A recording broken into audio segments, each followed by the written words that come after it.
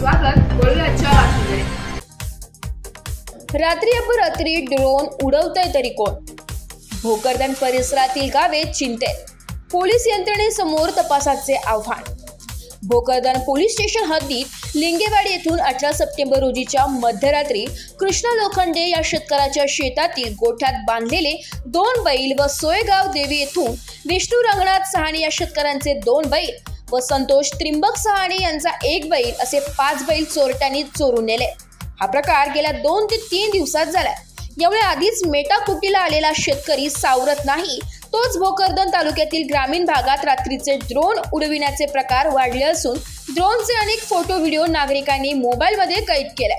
महाविकास आघाडीचे नेते तथा आमचे मार्गदर्शक माननीय जयंतजी पाटील आणि खासदार अमोल कोल्हे यांचे दिंडोरी पेठ विधानसभा मतदारसंघामध्ये हार्दिक स्वागत. स्वागत उत्सुक प्रवीण एकनाथ जाधव, संचालक मराठा विद्या प्रसारक संस्था नाशिक, माजी गटनेते जिल्हा परिषद नाशिक, संचालक कृषी उत्पन्न बाजार समिती दिंडोरी व तमाम शिवसेना पदाधिकारी व शिवसैनिक दिंडोरी पेठ विधानसभा. रात्रीच्या अंधारात अवकाशात काही उंचीवर ड्रोन घिरटा घालताना अनेकांनी पाहिले.